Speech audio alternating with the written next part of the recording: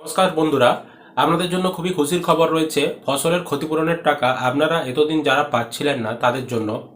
তো কিছুদিন আগেই জানেন মুখ্যমন্ত্রী মমতা বন্দ্যোপাধ্যায় 9 লক্ষ কৃষকের জন্য 325 কোটির মতন টাকা কিন্তু রিলিজ করেছিলেন। তো তখন কিন্তু অনেকেই ব্যাংক অ্যাকাউন্টে টাকা পেয়েছেন, অনেকেই আবার ব্যাংক অ্যাকাউন্টে টাকা পাননি।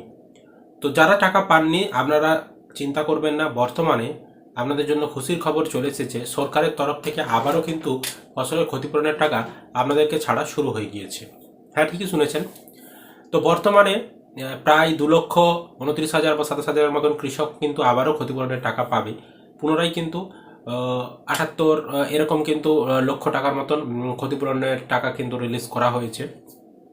এবার যে ক্ষতিপূরণের টাকাগুলি দেওয়া হচ্ছে সেগুলি মূলত যাদের ফসলের ক্ষয়ক্ষতি হয়েছিল, বিশেষ করে ঘূর্ণিঝড় ডানা, তারপর যে তার আগে যে অতিরিক্ত বৃষ্টি ধান লাগানোর সময় হয়েছিল, এছাড়াও বন্যাতে যাদের ধান ডুবে গিয়েছিল, তো তাদেরকে কিন্তু ক্ষতিপূরণের টাকা বর্তমানে দেওয়া হবে। তো মূলত এবারে যে পশ্চিম মেদিনীপুর জেলা, তাদেরকে কিন্তু টাকা দেওয়া হবে। সেই জন্য নতুন করে আবারও টাকা বরাদ্দ হয়েছে এবং পশ্চিম মেদিনীপুর জেলার 2 লক্ষ কৃষক টাকা কিন্তু আবারও পাবে। ঘাটাল, সবং, পিংলা, দাঁতন ইত্যাদি ইত্যাদি জায়গাতে যেখানে ফসলের ক্ষতি হয়েছিল সেই সকল এলাকার কৃষকরা ক্ষতিপূরণের টাকা পাবে। তবে আপনারাও কিন্তু ক্ষতিপূরণের টাকা পেতে পারেন যদি আপনার এলাকায় ক্ষয়ক্ষতি হয়ে থাকে। আপনারা সমস্ত কিছু কিন্তু আপনাদের স্ট্যাটাস চেক করে দেখে নিতে পারবেন। বাংলা শস্য বীমা প্রকল্পের স্ট্যাটাস চেক নিয়ে আমাদের চ্যানেলে ভিডিও রয়েছে, সেখানে গিয়ে দেখতে পারেন।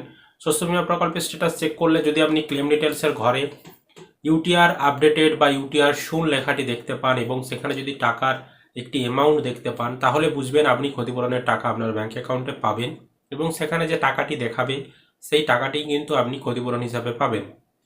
আর যদি claim not reported yet against এরকম যদি লেখা থাকে বা ক্লেম আপনার রিপোর্টেড হয়নি এরকম যদি লেখা থাকে ক্লেম নট রিপোর্টেড ইয়েট, তাহলে বুঝবেন আপনি এখন বর্তমানে ক্ষতিপূরণের টাকা পাবেন না।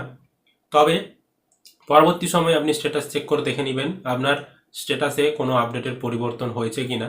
তো পরবর্তী সময়ে যদি স্ট্যাটাসে আবার আপডেট আসে তখন কিন্তু টাকা পাবেন। তবে আপনি যেই মুহূর্তে স্ট্যাটাস চেক করে দেখতে পাচ্ছেন ক্লেম নট রিপোর্টেড ইয়ার লেখা রয়েছে, সেই মুহূর্ত পর্যন্ত আপনি ক্ষতিপূরণের টাকা পাবেন না।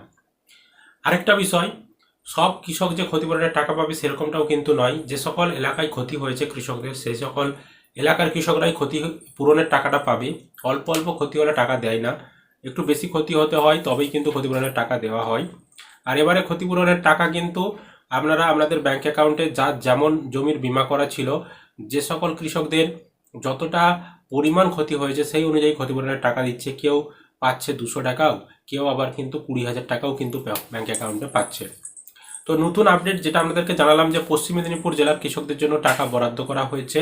হ্যাঁ, পশ্চিম মেদিনীপুর জেলার প্রায় 2,27,000 মতন কৃষক কিন্তু ক্ষতিপূরণের টাকা পুনরায় ব্যাংক অ্যাকাউন্টে পেতে চলেছেন। তো আপনার জেলার নামটি অবশ্যই কমেন্ট করে জানাবেন, যাতে আপনার জেলার যখনই আবারও ক্ষতিপূরণের টাকা ছাড়বে সেই তথ্য আপনাদেরকে আমাদের চ্যানেলের মাধ্যমে আপনাদেরকে জানাতে পারি।